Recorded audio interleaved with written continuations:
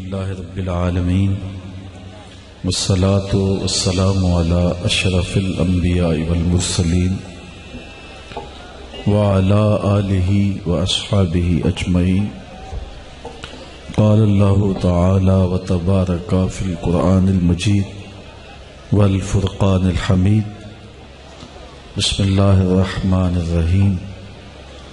قل بفضل اللہ وبرحمتہ فبذلک فلیفرحوا. صدق اللہ مولانا العظیم وصدق رسولہ النبی الکریم الرؤوف الرحیم. اللہم نور قلوبنا بالقرآن وزین اخلاقنا بالقرآن وادخلنا الجنۃ بالقرآن ونجنا من النار بالقرآن. قال اللہ تعالی وتبارک فی شان حبیبہ مخبرا وآمرا ان اللہ وملائکتہ یصلون علی النبی یا ایہا الذین آمنوا صلوا علیہ وسلموا تسلیما. الصلاۃ والسلام علیک یا نبی الرحمہ وعلی آلک واصحابک یا رسول الملاحم. تمام حمد و ثنا، تعریف و توصیف اللہ جل مجدہ الکریم کی ذات بابرکات کے لیے، جو خالق کائنات بھی ہے اور مالک شش جہات بھی. اللہ جل وعلا کی حمد و ثنا کے بعد رسول رحمت، شفیع معظم، نبی محتشم حضور ختمی المرتبت صلی اللہ علیہ وآلہ وسلم کے حضور ناز میں اپنی عقیدتوں، ارادتوں اور محبتوں کا خراج پیش کرنے کے بعد واجب الاحترام ذوی الاحتشام معزز و مکرم سامعین، عالی مرتبت علماء کرام، پیران عظام، سادات کرام، نعت خوانان شیریں الحان، حضرات سامعین و سامعات، مہمانان محترم، السلام علیکم ورحمۃ اللہ وبرکاتہ. آج کی یہ منعقدہ محفل باران رحمت، جس میں مجھے اور آپ کو حاضر ہونے کا موقع ملا، انعقاد پذیر ہے. سر شام سے اس وقت تک آپ لوگ تشریف فرما ہیں اور میرے بعد بھی دیر تک آپ یہاں موجود رہیں گے. ہم سب کا مقصود اپنے آقا و مولا حضور ختمی المرتبت صلی اللہ علیہ وآلہ وسلم کے حضور اپنی عقیدتوں کا خراج پیش کرنا ہے. صدیوں قبل حضور اس دنیا پہ جلوہ گر ہوئے تھے، لیکن ماحول کی شگفتگیاں بتاتی ہیں جیسے کوئی کل ہی گزر کے گیا ہو. زمین سے آسماں تک، آسماں سے لامکاں تک ہے، کہاں کھولے تھے گیسو یار نے، خوشبو کہاں تک ہے. اتنا تذکرہ ہم نے کسی کا ہوتے نہیں دیکھا جتنا میرے حضور کا ہو رہا ہے. اعلیٰ حضرت نے کیا خوب کہا، کان جدھر لگائیے تیری ہی داستان ہے. گھر گھر باتیں میرے حضور کی ہیں اور ہر لب پہ نعتیں میرے حضور کی ہیں. کائنات کا کوئی گوشہ، کوئی کونا ایسا نہیں جہاں ذکر رسول کا چراغاں نہ ہو، اور اہل محبت حضور کا ذکر سن کے اپنے قلب اور روح کی تسکین کا ساماں کرتے ہیں. ہمارے گجرانوالہ کے ایک پنجابی شاعر ہیں ڈاکٹر اسحاق، ان کا ایک شعر مجھے یاد آیا. وہ فرماتے ہیں، تینوں سینے دی میں ٹھنڈ آکھاں، شہد گلاب تے کھنڈ آکھاں. یہ انور مسعود صاحب ہیں تو مزاحیہ شاعر، لیکن جب نعت لکھنے پہ آئے تو قلم توڑ دیا. ان کا نام لبوں پر آئے، میٹھا میٹھا منہ ہو جائے. ان کے بول بہاروں جیسے اور اصحاب ستاروں جیسے. ان سا پیارا اور نہ کوئی ان سے بچھڑ کے لکڑی روئی، جب وہ سیر کو جایا کرتے سر پہ بادل سایا کرتے۔ تو ان کا نام اتنا میٹھا ہے، اتنا دل آویز ہے، جب لبوں پہ سجتا ہے تو روح تک اس کی تراوت اور ٹھنڈک محسوس کی جاتی ہے۔ اتنا میٹھا، اتنا دل آویز، اتنا پرسرور ہے ان کا مبارک نام۔ اور اہل ایمان حضور کا تذکرہ سن کے قلب کی فرحت کا ساماں کرتے ہیں۔ پوچھنے والے پوچھتے ہیں کہ یہ جو تم کر رہے ہو محافل میلاد، کہاں لکھا ہے؟ لکھے کی کمی نہیں، ہمارے علماء دلائل کے انبار لگا دیتے ہیں، لیکن میں کہا کرتا ہوں کیا ذکر رسول کے لیے بھی کسی دلیل کی ضرورت ہے؟ کبھی ایسا ہوا ہے کہ پھولوں کا تذکرہ چھڑا ہو اور بلبل کہے کہاں لکھا ہے؟ بات شمع کی ہو رہی ہو اور پروانہ دلیلیں ڈھونڈ رہا ہو، اور یہ بھی ممکن نہیں کہ بات سرکار مدینہ کی ہو رہی ہو اور امتی کو دلیل کی ضرورت ہو۔ محب کے لیے اس سے بڑا سرمایہ کوئی نہیں کہ کوئی ان کے محبوب کا ذکر چھیڑ دے۔ آیت ذکر نومان لنا فإن ذکرہ هو المسک ما کررتہ یتزوع۔ امام شافعی کہتے ہیں میرے ممدوح کی باتیں چھیڑو، میرے محبوب کا ذکر کرو، ان کا تذکرہ ایسی کستوری ہے تم جوں سے چھیڑتے جاؤ گے خوشبو پھیلتی چلی جائے گی۔ مطرب سے کہو کہ چھیڑے ذرا اس جانے تمنا کا قصہ، فرقت کے بھیانک لمحوں میں کچھ دل کو سہارا ہو جائے۔ تو یقیناً ان کا ذکر، ان کا تذکرہ قلب اور روح کی تسکین کا سبب ہے۔ یہ جو ہم کر رہے ہیں محافل نعت، محافل میلاد اور مختلف ناموں سے جو اجتماعات منعقد کیے جاتے ہیں، تو ان کے مقاصد کیا ہیں؟ کیا صرف لوگوں کو جمع کر لینا اور ایک ہجوم اکٹھا کر کے اپنے ذوق کی آبیاری کرنا مقصود ہے، یا اس کے کچھ اور مقاصد ہیں جن کے لیے ہم ایسی مجالس کا انعقاد کرتے ہیں؟ کیونکہ اگر مقاصد پیش نظر نہ ہوں، اہداف نہ ہوں، تو پھر ہمیں بالکل ایسی مجالس کا انعقاد نہیں کرنا چاہیے۔ اور اگر اہداف ہیں تو ہمارے پہ واضح ہونا چاہیے کہ وہ اہداف کیا ہیں، تاکہ ہم ان کو حاصل کرنے کے لیے کوشش کریں۔ حضرت امام ابو بکر بن داسا فرماتے ہیں کہ میں امام ابو داود سے ملا اور انہیں اللہ کے رسول صلی اللہ علیہ وآلہ وسلم کی 6 لاکھ حدیثیں زبانی یاد تھیں۔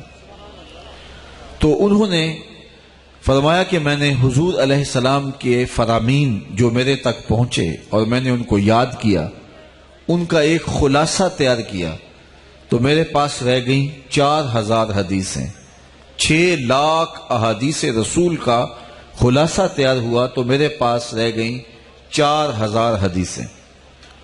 زہد، مناقب، فضائل، قصص اور پچھلی امتوں کے تذکروں پر مشتمل جو احادیث تھیں میں نے ان کو الگ کر دیا، اور جن احادیث سے مسائل شرعیہ کا استنباط و استخراج ہوتا تھا ان کو میں نے الگ کیا، تو میرے پاس رہ گئیں صرف 800 حدیثیں۔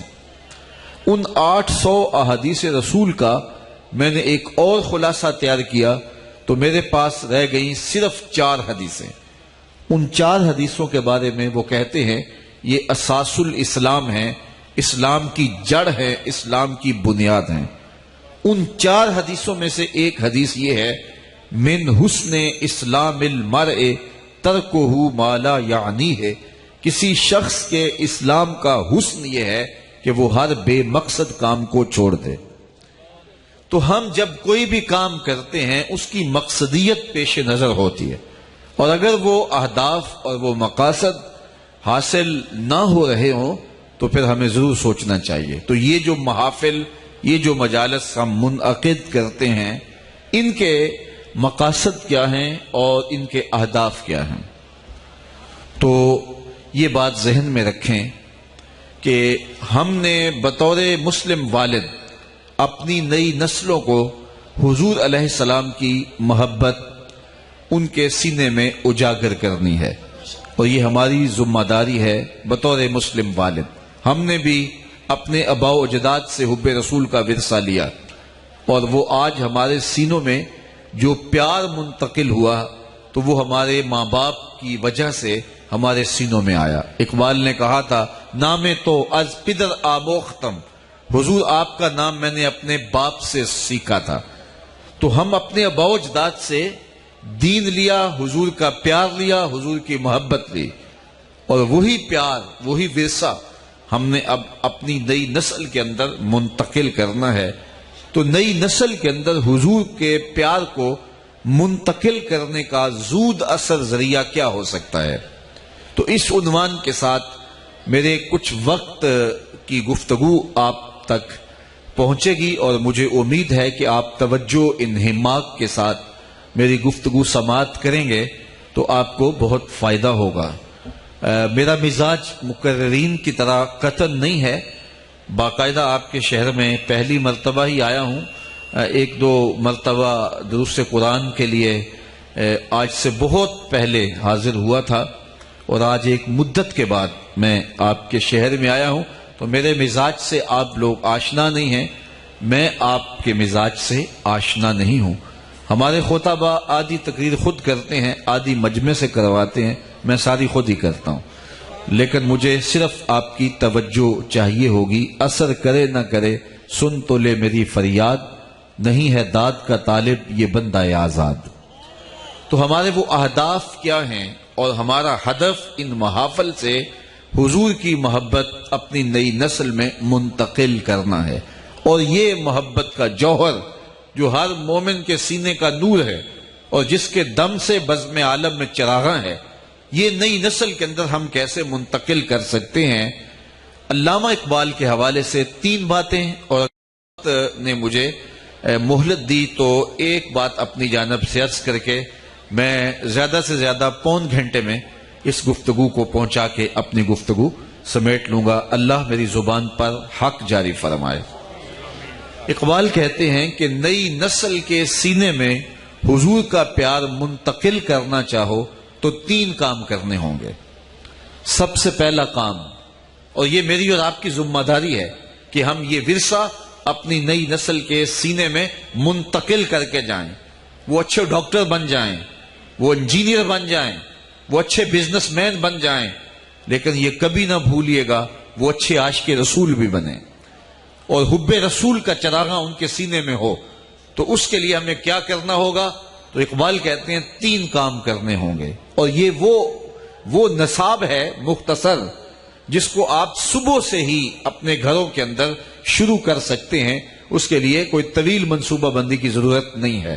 تو یہ سن لیں، سیکھ لیں، سمجھ لیں، اور اچھی طرح ذہن نشین کر لیں، اور پھر اپنی نئی نسل کے سینے میں حضور کے پیار کو منتقل کرنے کے لیے کوشاں ہو جائیں۔ آج کی مجلس کا یہ پیغام اچھی طرح سے وصول کر لیں۔ تو اقبال کہتے ہیں 3 کام کرنے ہوں گے والدین کو اپنی اولاد کے سینے میں حضور کا پیار منتقل کرنے کے لیے۔ سب سے پہلا کام، اولاد کو کثرت کے ساتھ حضور پر درود پڑھنا سکھاؤ۔ اس کا لازمی نتیجہ یہ ہوگا کہ ان کے سینے میں حضور کا پیار پیدا ہوگا۔ درود باطن کے زنگ اتارتا ہے، من میں چراغاں کرتا ہے، طبیعت کے اندر سرشاریاں پیدا کر دیتا ہے، دکھ اور درد مٹا دیتا ہے، مصائب کا مداوع کرتا ہے، اور طبیعتوں میں شگفتگیاں پیدا کر دیتا ہے۔ اولاد کند ذہن ہے اور کمزور ذہن ہے تو ان کو بطور وظیفہ درود کی تسبیح دیں۔ آپ عشر و ہفتوں میں دیکھیں گے کہ اللہ تعالیٰ نے ان کو ذہانت کے نور سے مالا مال کر دیا ہے۔ درود پڑھنے والے کی طبیعت میں تقدس پیدا ہو جاتا ہے، اس کی عصمت کے جوہر کی حفاظت کی جاتی ہے۔ اس لیے کثرت کے ساتھ اگر آپ اپنی اولادوں کو درود پڑھنا سکھائیں گے تو آپ کی اولادیں پاک باز رہیں گے۔ درود شریف کی یہ بھی برکت ہے کہ درود شریف پڑھنے والے کے لہجے میں مٹھاس پیدا ہو جاتی ہے، رس پیدا ہو جاتا ہے۔ ہم سمجھتے ہیں کہ غالب بہت بڑا شاعر ہے اور بات کرنے کا جو ڈھب سلیقہ اللہ نے اسے دیا وہ کم لوگوں کو میسر تھا، لیکن وہ عزت، وہ پذیرائی، وہ قبولیت عامہ غالب کو نہیں مل سکی جو اقبال کا مقدر بنی. تو کسی نے یہ اقبال سے پوچھا کہ تیرے شعروں میں یہ حسن کہاں سے آ گیا، یہ مٹھاس اور کھنڈ اور شہد کہاں سے آیا؟ تو اقبال نے کہا کہ میں نے 1.25 کروڑ مرتبہ حضور پہ درود پڑھا تھا. یہ سارا شہد نام محمد صلی اللہ علیہ وآلہ وسلم کا ہے. میں تنہا کمال سخن کو نہ پہنچا، میرے شعر ہیں اور تاثیر ان کی. تو حضور پر کثرت سے درود پڑھیں گے، تمہارے لہجے میٹھے ہو جائیں گے، تمہارے انداز کے اندر مٹھاس آ جائے گا، رس گل جائے گا. درود پڑھنے والے کی سب سے بڑی برکت جو اسے حاصل ہوتی ہے وہ یہ ہے کہ رسول کریم نے فرمایا قیامت کے دن میرے نیڑے، میرے قریب سب سے زیادہ وہ ہوگا جو کثرت کے ساتھ میرے اوپر درود پڑھنے والا ہوگا. تو درود شریف پڑھنے سے حضور کی قربت میسر آتی ہے. اور ایک بات میں اور کرنا چاہوں گا، اور وہ یہ کہ آج 72-73 فرقے ہیں اور ہر شخص قرآن و حدیث کی بولی بولتے ہوئے اپنی جانب کھینچ رہا ہے. ایک عام آدمی پریشان ہو جاتا ہے کہ میں جاؤں تو کدھر جاؤں. ہر شخص تو قرآن سنا رہا ہے، ہر شخص تو احادیث رسول بیان کر رہا ہے، تو ان میں سچا کون ہے اور جھوٹا کون ہے؟ تو ایک عام آدمی کے لیے یہ انتخاب مشکل ہو جاتا ہے. تو اس مسئلے کو بھی حل کیا جا سکتا ہے درود سے. حضرت امام زین العابدین سے کسی نے سوال کیا، حضرت جب کثرت سے فرقے ہو جائیں گے اور ہر شخص اپنی جانب کھینچے گا تو ہمیں بتائیے کہ اس زمانے میں حق کو پہچاننے کا طریقہ کیا ہوگا؟ تو امام زین العابدین نے آج سے صدیوں قبل جو جواب دیا وہ سنیے. آپ فرمانے لگے کہ جو اہل السنہ ہوں گے وہی اہل حق ہوں گے. سائل بڑا سمجھدار تھا، اس نے دوسرا سوال کیا، اگر بہت سارے لوگ اسی ٹائٹل کے ساتھ موجود ہوں تو اس میں اصلی سنی کی پہچان کیا ہے؟ تو حضرت امام زین العابدین نے فرمایا من علامات اہل سنہ کثرت الصلاۃ علی رسول اللہ. نشانی میں بتاتا ہوں، کثرت کے ساتھ حضور پہ درود پڑھنے والے سچے ہوں گے. ہمیں کوئی درودیے ہونے کا تانا 100 بار دے، یہ ہمارے سینے کا تمغہ ہے، اس لیے کہ درودیہ ہونا اعزاز ہے، فخر ہے، اعزاز ہے، تکریم ہے. ہم درودیے ہیں، بارودیے تو نہیں ہے نا. تو اس لیے درود انسان کے عقیدے کی حفاظت بھی کرتا ہے، طبع میں نور بھی پیدا کرتا ہے، من میں چراغاں بھی پیدا کرتا ہے، اور حضور کی قربت کا سبب اور ذریعہ بھی ہے. تو اقبال کہتا ہے کہ اپنی اولاد کو کثرت کے ساتھ حضور پہ درود پڑھنے کی ترغیب دو، لازمی نتیجہ یہ ہوگا کہ ان کے سینے میں حضور کا پیار پیدا ہو جائے گا. دوسری بات، اقبال کہتے ہیں انسان فطرتاً حسن پسند ہے. یہ انسان کی طبع ہے کہ جہاں بھی حسن ہوتا ہے ادھر لڑک جاتا ہے. وہ کاکل داراز میں ہو، وہ لب و رخسار میں ہو، وہ قد رانا میں ہو، وہ نرگسی آنکھوں میں ہو، وہ کشادہ پیشانی میں ہو، وہ پپیہے کی آواز میں ہو، وہ بلبل کے لہجے میں ہو، وہ پھوٹتے جھرنوں میں ہو، بہتی ندیوں میں ہو، کوئل کی صدائے دل نواز میں ہو، وہ کہکشاں کی رنگینیوں میں ہو، یا کہ صحن چمن میں پھولوں کی پتیوں کے اوپر سجی ہوئی شبنم میں ہو، وہ تتلی کے پروں میں قدرت کی مینا کاری ہو، یا وہ کوس قضا کی رنگینی ہو، وہ دھنک کی شوخی ہو، وہ بوڑھے کی سفید داڑھی ہو، یا معصوم بچے کی مسکراہٹ ہو. حسن جہاں بھی ہوگا دل ادھر لڑک جائے گا. اقبال کہتا ہے جب یہ طے شدہ ہے کہ انسان حسن کی طرف مائل ہوتا ہے تو آؤ نہ اسے وہاں لے چلیں جہاں حسن بھی پانی بھرتا ہے اور عشق بھی غلامی کرتا ہے. اسے شہنشاہ خوباں کی چوکھٹ پہ لے چلیں. لکھاں آئے لوگ زمانے سے، نعرہ رسالت، عظمت و شان مصطفیٰ. لکھاں لوگ آئے زمانے تے، محبوب خدا جیا کوئی نہیں. لکھاں سونے بن بن بیندے نے، او دی خاکے پا جیا کوئی نہیں. تو یہ انسان کی فطرت ہے کہ وہ حسن کی طرف مائل ہوتا ہے. تو اقبال کہتا ہے کہ آؤ پھر اسے اس چوکھٹ میں لے چلیں جہاں حسن اتنا دل آویز ہے کہ مہر علی شاہ بے خود ہو کے کہتے ہیں مکھ چند بدر شاہ شانی ہے، متھے چمک دی لاٹ نورانی ہے، کالی زلف تے اکھ مستانی ہے، مخمور رکھی ہند مد بھریاں. اس عنوان سے صرف ایک حدیث اور اپنے مضمون کو آگے بڑھاؤں. حضرت ابو طفیل رضی اللہ تعالیٰ عنہ صحابہ میں سب سے آخر میں انتقال کرتے ہیں. 110 ہجری میں ان کا وصال ہوا. حضور کا وصال ہوا سن 11 ہجری کے اوائل میں، اور ان کا وصال ہوا 110 ہجری میں. گویا حضور کے وصال کے تقریباً 100 سال بعد تک وہ بقید حیات رہے.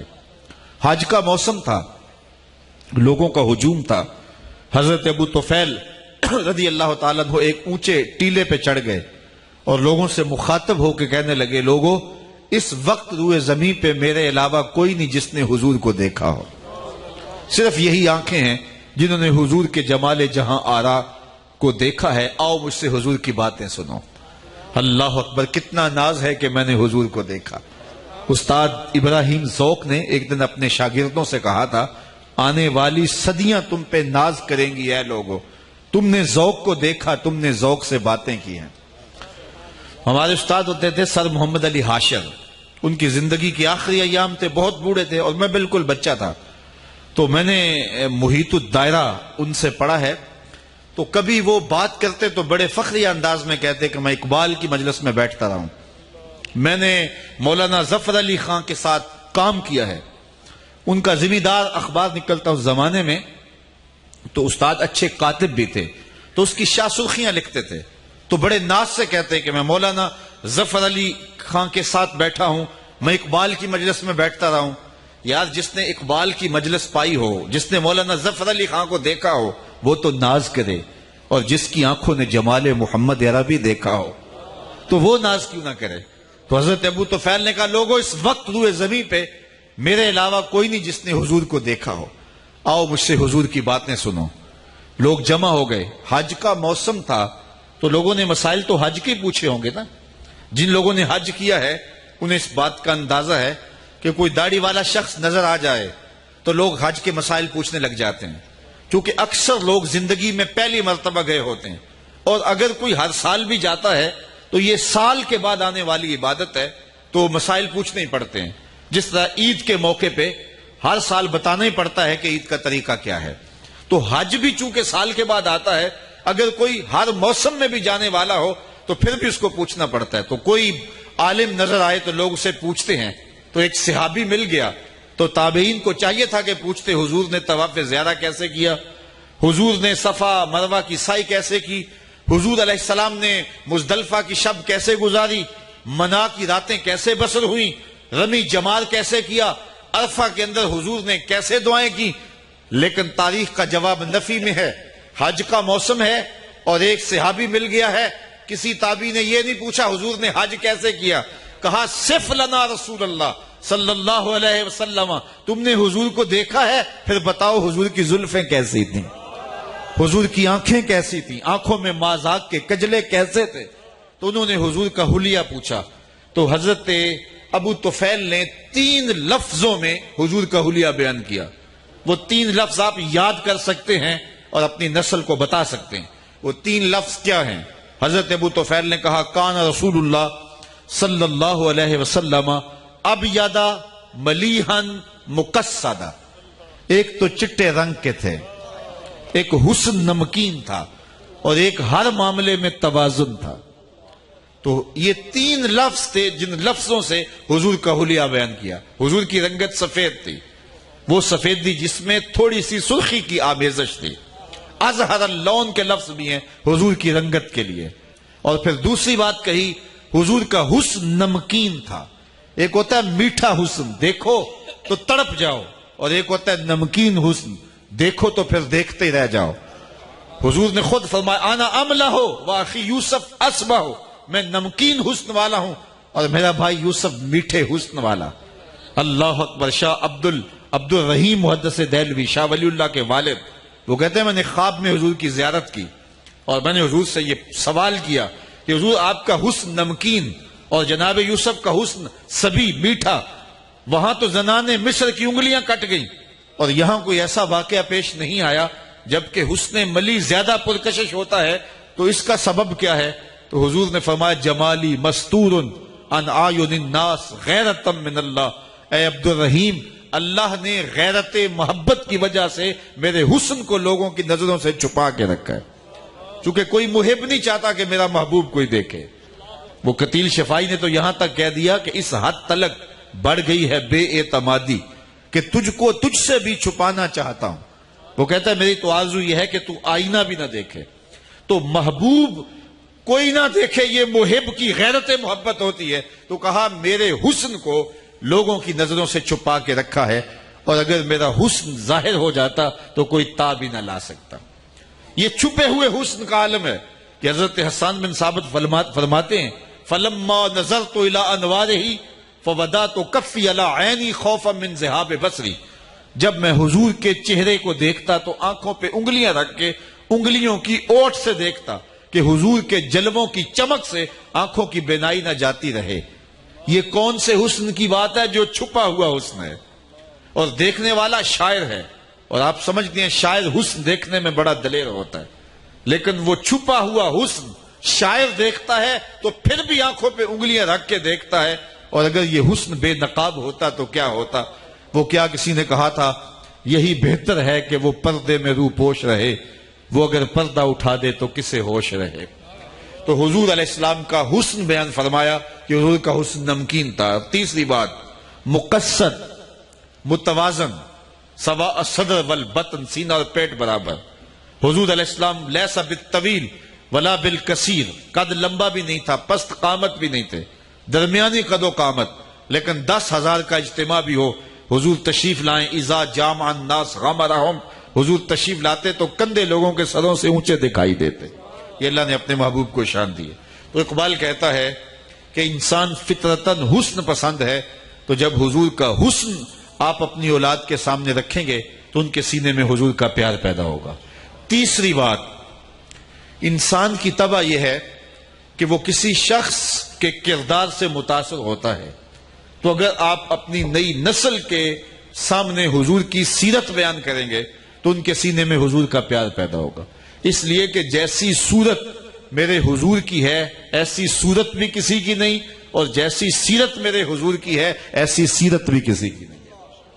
اللہ اکبر. یہ میرے رسول کی سیرت ہے کہ آقا کریم علیہ الصلوۃ والسلام کی نجی زندگی سے لے کر کے سیاسی زندگی تک، گھریلو زندگی سے لے کر کے میدان کارزار تک آقا کریم کی زندگی کا مطالعہ کر لیجئے. کائنات میں اتنی پیاری صورت نہ کسی کی ہے اور نہ اتنی پیاری سیرت کسی کی ہے. گھریلو زندگی کے حوالے سے خود ایک ضابطہ دیا، خیرکم خیرکم لأہلہ وأنا خیرکم لأہلی. فرمایا تم میں سے بہتر وہ ہے جو اپنے اہل خانہ کے ساتھ بہتر ہے، اور میں تم میں سب سے زیادہ اپنے اہل خانہ کے ساتھ بہتر ہوں. بہت سارے لوگ دوستوں کے ساتھ بڑے اچھے ہوتے ہیں، ان کی بات برداشت بھی کر لیتے ہیں، گپ شپ کا ماحول بھی ہوتا ہے، اور کبھی خرچ کی نوبت آ جائے تو کشادہ دلی سے خرچ بھی کرتے ہیں. وہ رشتہ داروں کے ساتھ اچھا سلوک کرتے ہیں، وہ معاشرے کے اندر بیٹھتے ہیں تو ان کے رویے بڑے اچھے ہوتے ہیں، لیکن گھر کی دہلیز جب عبور کرتے ہیں تو گھر جا کے فرعون بن جاتے ہیں. کسی شخص کی شخصیت کا اصلی روپ اس وقت کھلتا ہے کہ جب وہ اپنے ماتحتوں میں ہوتا ہے یا اپنی زوجہ کے پاس ہوتا ہے. تو فرمایا تم میں سے بہتر وہ ہے جو اپنی بیوی کے ساتھ بہتر ہے، اور میں تم میں سب سے زیادہ اپنے اہل خانہ کے ساتھ بہتر ہوں. اور آقا کریم کا جب انتقال ہوا تو اس وقت حضور کے نکاح میں 9 ازواج تھی، اور تاریخ پڑھے ان میں سے ایک کو بھی رسول اللہ پہ کوئی شکایت نہیں تھی. کائنات کے اندر کوئی ایسی مثال لا کے تو دکھاؤ. ام المومنین سیدہ عائشہ رضی اللہ تعالی عنہ حضور کے خلق و حضور کی سیرت اور ازواج مطہرات کے ساتھ سلوک کی کہانیاں بیان کرتی ہیں. فرماتے ہیں کہ حضور مجھے لاڈ سے حمیرہ کہہ کے پکارتے. ایک دن حضور گھر تشریف لائے اور میں آپ خورے میں پانی لے رہی تھی، تو حضور نے مجھے دیکھا اور دور سے کہا حمیرہ تھوڑا سا میرے لیے بھی چھوڑنا. تو فرماتے ہیں کہ میں نے حضور کے لیے پانی چھوڑ دیا. حضور نے میرے ہاتھ سے آپ خورا لیا، پانی پینے لگے تو رک گئے، اور پھر میرے سے مخاطبہ کرتے ہوئے کہا عائشہ ذرا بتانا تم نے ہونٹ کہاں لگائے تھے، مجھے بتاؤ. اگر شوہر کا رویہ بیوی کے ساتھ یہ ہوگا تو گھر جنت کا ٹکڑا بنے گا یا نہیں بنے گا؟ ام المومنین سیدہ عائشہ رضی اللہ تعالیٰ عنہ فرماتی ہیں، اللہ اکبر، صحیح بخاری میں روایت ہے، ایک دن حضور نے ارشاد فرمایا کہ عائشہ جب تم مجھ سے ناراض ہوتی ہو، شکر رنجی ہوتی ہے، تو تب بھی مجھے پتا ہوتا ہے، اور جب کبھی تم جو ہے وہ دوسری حالت میں ہوتی ہو، مسرت اور خوشی میں ہوتی ہو، تو پھر بھی مجھے پتا ہوتا ہے. تو عرض گزار ہوئی حضور وہ کیسے؟ تو فرمایا حضور نے جب تو عرض گزار ہوئی کہ حضور کیسے، تو آقا کریم نے فرمایا کہ جب تم خوش ہوتی ہو اور باتوں میں قسم کی نوبت آ جائے تو تم کہتی ہو لا و رب محمد، مجھے محمد کے رب کی قسم، اور جب کوئی شکر رنجی ہو گئی ہوتی ہے اور تم نے مجھ سے مخاطبہ کرنا ہوتا ہے اور پھر نوبت قسم کی آ جاتی ہے تو پھر قسم کرتے ہوئے تم کہتی ہو لا و رب ابراہیم، مجھے ابراہیم کے رب کی قسم۔ تو مجھے پتا ہوتا ہے کہ اس وقت جو ہے وہ طبیعت میں ناراضگی کے آثار ہیں، تو ام المومنین نے جو جواب دیا وہ سنیے۔ اللہ اکبر۔ ام المومنین نے کہا ما احجر الا اسمک، حضور نام چھوڑتی ہوں دل میں آپ ہی ہوتے ہیں۔ اب یہاں سے ہمیں غور کرنا ہوگا کہ اگر اہل خانہ کے ساتھ الجھاؤ بن جائے، کوئی ناراضگی ہو جائے، تو ناراضگی کا اظہار کتنے لطیف پیرائے میں ہونا چاہیے۔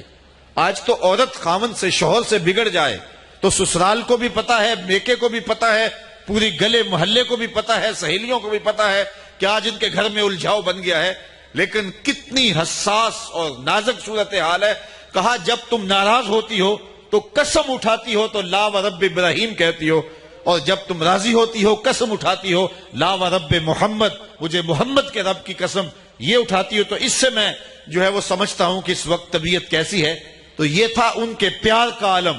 اور سنیے، حضرت سیدہ خدیجہ الکبریٰ کا جب آخری وقت آتا ہے تو وہ سیدہ فاطمہ الزہرا کو بھیجتی ہیں، جاؤ اپنے باپ سے چادر رحمت مانگ کے لاؤ۔ وہ حاضر خدمت ہوئی تو حضور نے پوچھا کہ بیٹا اپنی ماں سے پوچھو چادر کرنی کیا ہے۔ تو وہ پوچھنے آئی تو حضور بھی پیچھے آ گئے۔ ام المومنین سیدہ خدیجہ کا بدن بخار سے تپ رہا تھا، تو عرض کی کہ حضور میرا بدن بخار سے تپ رہا ہے اور لگتا یہ ہے کہ یہ بخار جان لیوا ثابت ہوگا، میں نے چادر اس لیے منگوائی ہے کہ اس چادر سے مجھے کفن دیا جائے۔ اندھیرے میں بیٹھ کے عقیدے نہ بنایا کرو، عقیدے وہی رکھا کرو جو نبی کے گھر والوں کے۔ سیدہ خدیجہ کا عقیدہ یہ ہے حضور کے بدن سے چھوئی ہوئی چادر کفن کے لیے مل جائے تو بخشش کی ضمانت ہے۔ تو کہا حضور تو میں نے تو چادر اس لیے منگوائی ہے۔ تو حضور کی آنکھیں برسنے لگی اور ایک تاریخ ساز جملہ کہا، کائنات میں اس کی دوسری مثال ڈھونڈنے سے بھی نہیں ملے گی۔ فرمایا خدیجہ تو نے چادر مانگی ہے، لو اردت جلدی لا آتیتو کے، اگر تو میری جلد بھی مانگتی وہ بھی پیش کر لیتا، کوئی لاؤ تو صحیح ایسی مثال۔ تو ازواج مطہرات کے ساتھ سلوک کر کے حضور علیہ السلام نے دنیا کے سامنے اپنی سیرت کا وہ پہلو رکھا، جو پہلو خوبصورت ہے تو پوری سیرت ہی خوبصورت ہے۔ باقی حضور کی زندگی کے حوالے سے سیرت کے عنوان سے ایک الگ موضوع چاہیے۔ صرف ایک واقعہ، ایک غیر مسلم نے اسلام قبول کیا، اسے پوچھا گیا کہ اسلام کی کس قدر نے تجھے متاثر کیا ہے۔ آج کوئی غیر مسلم اسلام لے آتے ہیں تو انہیں پوچھا جاتا ہے، انٹرویو کیا جاتا ہے کہ جناب کس وجہ سے تم مسلمان ہوئے ہو۔ تو کچھ زمانے میں اس سے پوچھا گیا کہ اسلام کی کس قدر کی وجہ سے تم اسلام کے نیڑے آئے ہو، تو اس نے کہا کہ سیرت کا صرف ایک واقعہ میری ہدایت کا سبب بن گیا۔ وہ کیا؟ کہا مجلس رسول لگی تھی، لوگوں کا ہجوم تھا، آقا کریم علیہ السلام تشریف فرما تھے، ایک شخص نے عرض کی حضور میرا بیٹا کئی دنوں سے گم ہے، مل نہیں رہا، آپ دعا کر دیں میرا بیٹا مل جائے۔ قبل اس سے کہ حضور کے دعا کے لیے ہاتھ اٹھتے اور اجابت کے سارے در کھل جاتے، مجلس میں موجود ایک شخص نے کھڑے ہو کے عرض کی حضور میں اس کے بیٹے کو شکل سے پہچانتا ہوں اور ابھی فلاں باغ کے قریب سے گزر کے آیا ہوں، وہاں بچوں کے ساتھ اس کے بیٹے کو میں نے وہاں کھیلتے ہوئے دیکھا ہے۔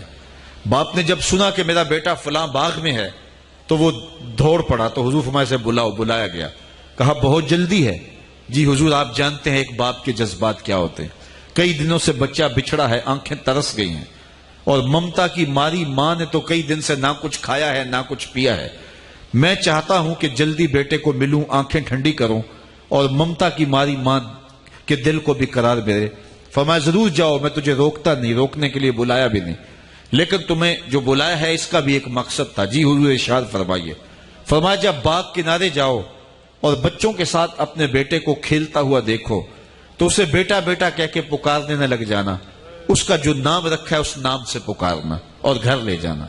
عرض کی حضور وہ میرا بیٹا ہے، اگر بیٹا کہہ کے پکاروں تو حرج بھی کیا ہے؟ فرمایا تم کئی دنوں سے بچھڑے ہو، تمہارے لہجے میں بلا کا رس ہوگا اور تم نہیں جانتے، ہو سکتا ہے کھیلنے والوں میں کوئی یتیم بھی کھیل رہا ہو، اور جب تم اپنے بیٹے کو بیٹا کہہ کے پکارو گے تمہارا لہجہ اتنا میٹھا ہوگا کہ یتیم کے دل پہ چھریاں چل جائیں گی. آج میرا باپ ہوتا تو مجھے بھی بیٹا کہہ کے پکارتا. تو کہا یہ شوق گھر جا کے پورا کر لینا, لیکن یتیم کے سامنے اپنے بیٹے کو بھی بیٹا کہہ کے نہیں پکارنا.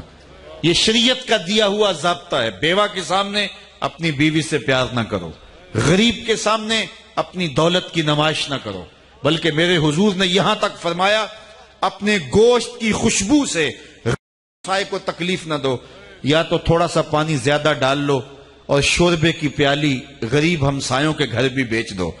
اور اگر تم ایسا نہیں کر سکتے تو ایسے زاویے میں کھانا پکاؤ کہ غریب کے بچے سو چکے ہوں. کہیں ایسا نہ ہو کہ وہ ضد کر بیٹھیں اور غریب ان کی ضد پوری نہ کر سکتا ہو. ان بلکتے بچوں کے آنسو کون پوچھے گا؟ وہ کیا کسی نے کہا دوپہر کو سلا دیتی ہے بچوں کو, وہ اس ڈر سے گلی میں پھر کھلونے بیچنے والا نہ آ جائے. تو ہم اپنے رویے سے, اپنے انداز سے غریبوں کے لیے دکھ کا سامانہ بنے. خورشید گیلانی مرحوم نے کہا تھا کہ امیر لوگ جو ہے وہ نمائش چھوڑ دیں, آرائش چاہے نہ چھوڑیں تو غریبوں کی جان سوکھی ہو سکتی ہے. لیکن ہم شادیوں کے موقع پہ جو کچھ کرتے ہیں اور غریبوں کے لیے ہم نے زندگی کو دوبر بنا دیا ہوا ہے. آج وہ ہم دیکھتے ہیں کہ وہ رسم وکالہ, جب کوئی اپنی بیٹی کی شادی کرتا ہے تو اس کا جہیز چارپائیوں پہ بچھا دیتا ہے, اور ایک عورت کو کہا جاتا ہے جاؤ محلے کی عورتوں کو بلا لاؤ کہ ہماری بیٹی کا جہیز دیکھ جاؤ. یہ ہمارے علاقے میں مروج ہے, اور آپ نے دیکھا کہ اس سے کتنوں کے دل دکھتے ہیں. تم نے تو اپنی بیٹی کو دینا ہے, لوگوں کیوں دکھلا رہے ہو؟ صرف جو ہے وہ اس لیے کہ لوگ کہیں جی کمال کر دی, بیٹی کو بڑا دیا, بیٹی کو جو ہے وہ مالا مال کر دیا. تم نے تو دے دیا, لوگوں نے بھی داد دے دی, چوپالوں پہ, بیٹھکوں میں, تندوروں پہ باتیں بھی ہوئیں, لیکن تمہاری بیٹی کا جہیز دیکھنے کے لیے یتیم بچیاں بھی آئیں, مزدور کی بیٹیاں بھی آئیں, کہ جو مزدور بڑھاپے کے باوجود مزدوری پہ جاتا ہے لیکن بیٹیوں کے ہاتھ پیلے کرنے کے لیے جہیز کی رقم تیار نہیں ہو رہی. تمہاری بیٹی کا جہیز دیکھنے کے لیے اس مزدور کی بیٹی بھی آئی. تم نے تو داد وصول کر لی, لیکن جو زخم اس کے کلیجے پہ لگے اس کا مداوا کس کے پاس ہے؟ تارا ٹوٹتا سب نے دیکھا, یہ نہ دیکھا ایک نے بھی, کس کی آنکھ سے آنسو ٹپکا, کس کا سہارا چھوٹ گیا. میں ایک محفل نعت میں گیا تو مجھے منتظم نے بتایا جناب اتنے عمرے کے ٹکٹ ہیں اور ہم نے 16 بچیوں کا جہیز بھی رکھا ہوا ہے, اور یہ پردے کے پیچھے کم از کم 2000 خواتین ہوں گی اور بچیاں ہیں, تو ہم نے ان کے لیے بھی یہ پیکج رکھا ہوا ہے. تو وہ مجھ سے داد لینا چاہ رہا تھا اور وہ توقع کر رہا تھا کہ یہ کہیں گے کہ آپ نے تو بہت اچھا کام کیا ہے. تو میں نے کہا کہ یہ زیادتی آپ کو نہیں کرنی چاہیے تھی. تو وہ حیرت زدہ ہو گیا کہ یہ زیادتی کیسے ہوئی. میں نے کہا کہ حضور کے میلاد پہ یہ 2000 بچیاں آئی ہیں اور ہر ایک کی آرزو یہ ہے کہ ہماری پرچی نکل آئے اور ہمارے ہاتھ پیلے ہو جائیں, اور جب آپ پرچی نکالیں گے ہر پرچی پر 2000 بیٹی کا دل دھڑکے گا, اور پھر جب 16ویں پرچی نکلے گی تو 16 بچیاں تو خوش ہو جائیں گی, باقی کتنے بوجھل قدموں سے گھر پلٹیں گی. کیا تم اندازہ کر سکتے ہو کہ ان بیٹیوں کے اوپر کیا کیفیت ہوگی, اور رسول اللہ کے میلاد سے واپس جا رہی ہوں اور روتی ہوئی جائیں کہ آج بھی ہمارے وقت نہیں جاگے. میں نے کہا یہ زیادتی یہاں نہ کرو, یہ زیادتی, یہ ظلم یہاں نہ کرو. آپ کے پاس 100 آدمی کو کھانا کھلانے کی گنجائش ہے تو 2000 آدمیوں کو نہ بلاؤ کہ 100 کو کھانا کھلا دو, باقی 1900 بھوکے آدمیوں کو ہو کہ آپ کو ہم نہیں کھلا سکتے, نہیں ان کو بلاؤ ہی نہ. آپ کے پاس 16 بچیوں کو جہیز دینے کی رقم موجود ہے, تو آپ ایسا کریں کہ رات کی تاریکی کے اندر ان کے ماں باپ کو ملیں اور ان کو رقم دے دیں اور وہ اپنے گھر سے عزت سے جو ہے وہ نکلیں. لیکن ہم ایک تو یہ بھی تماشا اب لگا دیتے ہیں لوگوں کے سامنے, اور پھر اجتماعی شادیوں کے نام سے ان کی غربت کا مذاق اڑاتے ہیں. کاش کہ کوئی ان کے دلوں میں اتر کر کے دیکھے. مجھے کھینچ کر کے ایک مجلس میں لے گئے جہاں اجتماعی شادیاں تھیں, تو میں وہاں جو منظر دیکھا کبھی بھول نہیں سکتا کہ اس دن بھی مخیر حضرات اسٹیج پہ تھے اور ایک جانب بیٹیاں اور ایک جانب بیٹے, ان کی غربت کا میلہ لگا ہوا تھا. تارا ٹوٹتا سب نے دیکھا, یہ نہ دیکھا ایک نے بھی, کس کی آنکھ سے آنسو ٹپکا, کس کا سہارا چھوٹ گیا. کاش کہ ہم معاشرے کے درد سمجھیں میرے اور آپ کے آقا و مولا نے تو یتیم کے سامنے اپنے بچے سے بھی پیار کرنے سے روک دیا. تو اگر ہم حضور کی سیرت لوگوں کے سامنے رکھیں تو لازمی ان کے سینے میں حضور کا پیار پیدا ہو. آخری بات، اپنی نسل نو کے سینے میں حضور کا پیار ڈالنے کے لیے چوتھا کام آپ کو یہ کرنا ہوگا، حضور کے فضائل و مناقب ان کو بیان کرنے ہوں گے.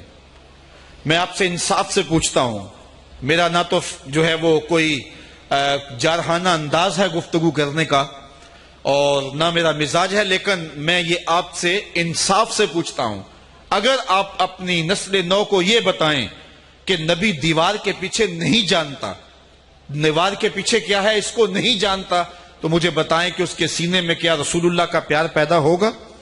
وہ کیا نہیں پوچھے گا کہ آج جدید ٹیکنالوجی کے ذریعے زمین کی کوکھ میں چھپے ہوئے تیل کو تو دیکھا جا سکتا ہے، پہاڑوں کی رگوں میں کہاں سونا ہے اور کہاں قیمتی دھاتیں ہیں یہ تو دیکھنا ممکن ہے، اور نبی دیوار کے پیچھے بھی نہیں دیکھ سکتا؟ تو سائنس آگے چلی گئی، نبی پیچھے رہ گیا. اس کو بتانا پڑے گا کہ یہ کسی نے اندھیرے میں بیٹھ کے لکھا ہے. نبی تو نبی رہا، نبی کا غلام مسجد نبوی کے ممبر پہ بیٹھا ہے، دیوار کیا راستے میں کئی پہاڑ کھڑے ہیں، نہاون میں جنگ ہو رہی ہے، 1 مہینے کی مسافت ہے، حضرت ساریہ پہاڑ کو چھوڑنے لگتے ہیں تو حضرت عمر یہیں سے آواز دیتے ہیں، یا ساریہ الجبل، اے ساریہ پہاڑ کو نہیں چھوڑنا، یہ شان ہے خدمت گاروں کی، سرکار کا عالم کیا. اگر اپنی نئی نسل کو یہ بتائیں کہ نبی کو کسی چیز کا اختیار نہیں ہے تو مجھے بتائیے کہ نسل نو یہ سوال نہیں کرے گی کہ آج انسانی اختیار کا عالم یہ ہے کہ ہواؤں کو مسخر کر لیا گیا ہے، چاند کی چھاتی روندی جا چکی ہے، مریخ کے سفر کی تیاریاں ہیں، ایٹم کا کلیجہ شک کر لیا گیا ہے، پانی کو مسخر کر لیا گیا ہے اور پوری دنیا گلوبل ولیج بن گئی ہے، تو کیا نبی کسی چیز کا بھی اختیار نہیں رکھتا؟ نئی نسل کو بتانا ہوگا یہ ظلمتوں کے مارے ہوئے لوگوں کی کہانی ہے. نبی کے اختیار کی بات پوچھتے ہو تو سنو، نبی انگلی اٹھائے چاند کے ٹکڑے ہو جائیں، سورج پلٹ کے اثر کے وقت پہ آ جائے، اور سڑیاں کھجوراں اگا جان دائے، اور پتھراں نو کلمے پڑھا جان دائے، قطرے کو سمندر ذرے کو ستارہ کرتے ہیں، کونین کو خم آ جاتا ہے جب زلف سوارا کرتے ہیں. نعرہ تکبیر، نعرہ رسالہ، عظمت و شان مصطفیٰ. لوگ کہتے ہیں نبی کے چاہنے سے کچھ نہیں ہوتا، میں کہتا ہوں نبی چالے خدا قبلے نہیں بدل دیتا. بنو سلمہ کی مسجد ہے، ظہر کی نماز ہے، حضور نماز پڑھانے لگے تو خاطر عطر میں بات آئی، قبلہ تبدیل ہو جائے تو کیا خوب. طائر سدرہ نشین کے پروں کے پھڑ پھڑانے کی آواز آنے لگی، جبریل حاضر خدمت ہوئے اور عرض گزار ہوئے، حضور اگر پروگرام بن گیا ہے تو پھر دیر کا ہے کہ ابھی رخ بدل لو، یا اللہ تیری نماز تو پوری ہو لے. کہا میری نماز بعد میں پوری ہوگی، پہلے تیری مرضی پوری ہوگی. می وریا کستوریاں دا جدوں یار نچوڑیاں زلفاں، می وریا کستوریاں دا جدوں یار نچوڑیاں زلفاں، قبلہ او دے بھنیا سائم جدے یار نے موڑیاں زلفاں. تو ہم تو اس نبی کے چاہنے، اس نبی کے ماننے والے. اللہ اکبر. یہاں مجھے بڑی اچھی بات یاد آئی، خطیب الاسلام علیہ رحمہ صاحبزادہ سید فیض الحسن شاہ رحمۃ اللہ تعالی علیہ فرمایا کرتے تھے، تم نے حلیمہ کی بکریوں کے پیچھے پیچھے دیکھا، سدرہ پر جبریل کے آگے آگے نہیں دیکھا. اور اقبال کہتا ہے تو نے یوسف کو کنویں میں دیکھا تو کیا دیکھا، ارے ناداں جو مطلق تھا مقید کر دیا تو نے. تو اس نظر سے دیکھا جائے اور نبی کے فضائل و مناقب بیان کیے جائیں تو نئی نسل کے سینے میں حضور کا پیار پیدا ہوگا. اور یہ چاروں چیزیں محفل میلاد میں موجود ہیں. حضور علیہ السلام پہ درود بھی بار بار پڑھا جاتا ہے، حضور کے حسن کا ذکر بھی ہوتا ہے، حضور کی سیرت بھی بیان ہوتی ہے، حضور کے فضائل و مناقب بھی بیان ہوتے ہیں، نظم میں بھی نثر میں بھی. اور یہ چاروں چیزیں محفل میلاد میں ہوتی ہیں. ہم صرف اپنی محافل کو مرتب کر لیں، منظم کر لیں، وقت پہ شروع کریں، وقت پہ ختم کریں، با مقصد اجتماع ہو، اور اس میں جو خرافات اس وقت ہماری محافل میں ہیں ان سے اپنے آپ کو بچا لیں. پیشہ ور لوگوں سے ہر طرح جان چھڑا لیں، اور محافل نعت کو، محافل میلاد کو اور دیگر مجالس رحمت کو ہم منظم اور مرتب کر کے جب منعقد کریں گے تو ان محافل کے نتیجے کے اندر جو ہے عشق رسول کی دولت پیدا ہوگی، حب رسول کی دولت پیدا ہوگی. چونکہ ایک محفل کا ہی نتیجہ تھا کہ غازی ممتاز پیدا ہوا، اس کے سینے میں حب رسول کی دولت پیدا ہوئی، اور پھر اس نے جو ہے وہ عظیم اور انوکھی اور البیلی داستان رقم کی کہ اس کے جنازے کے اندر جن لوگوں نے شرکت کی ان کی نگاہوں سے وہ منظر کبھی ہٹتے نہیں ہیں کہ جب اس کا جنازہ آیا ایسے لگ رہا تھا جیسے دولہے کی بارات آ رہی ہے، اور وہ مشائخ اور علماء کی پتلیوں پہ بیٹھ کے گیا. اور مجھے اس وقت اعلیٰ حضرت گولڑوی کا شعر یاد آ رہا تھا، لیے پھرتی ہے بلبل چونچ میں گل، شہید ناز کی تربت کہاں ہے. تو جو ان کے نام پہ اپنی جان وارتے ہیں وہ امر ہو جاتے ہیں، اور وہ ان مجالس نور کا تحفہ ہے جو میسر آیا اور جس نے امت کا قرض اتار دیا. آج امت فخر کرتی ہے، ناز کرتی ہے. تو ہمیں ان محافل کو جاری رکھنا چاہیے، لیکن وہ ان محافل کے اندر چیزیں جن پر انگلیاں رکھ کر کے پوری محافل کو جو ہے وہ تنقید کا ہدف بنایا جاتا ہے، ان سے ہم اپنے آپ کو محفوظ کرنا چاہیے، اور منظم اور مرتب محافل نعت اور محافل میلاد منعقد کرنی چاہیے. اور ہمیں اس میں جو ہے وہ نیکی اور صالحیت کی تاکید کے ساتھ اس کو اختتام کی طرف لے جانا چاہیے. باقی حضور کا ذکر کل بھی باقی تھا، میرے حضور کا ذکر آج بھی باقی ہے، اور کائنات کے ہر کونے ہر گوشے میں حضور کے نام کا تذکرہ، حضور کا ذکر کبھی بھی مدھم نہیں ہوگا، رہے گا یوں ہی ان کا چرچا رہے گا، پڑے خاک ہو جائیں جل جانے والے. اور اگر میں اقبال کے سارے فلسفے کا رس نچوڑوں تو جوس یہ نکلتا ہے کہ محمد سے وفا تو نے تو ہم تیرے ہیں، یہ جہاں چیز ہے کیا لوح و قلم تیرے ہیں. اقبال کہتا ہے حضور سے وفا کر لو، پھر لوح بھی تمہیں دے دیں گے، تختی بھی تمہیں دے دیں گے، قلم بھی تمہیں پکڑا دیں گے، پھر جو لکھنا ہوا لکھ لینا. تمہاری تقدیر کے فیصلے واشنگٹن میں نہیں ہوں گے، بلکہ خدا بندے سے خود پوچھے گا بتا تیری رضا کیا ہے. لیکن شرط یہ ہے کہ وفا کا رشتہ حضور سے مستحکم ہو. اللہ آپ کو سلامت رکھے. وآخر دعوانا ان الحمدللہ.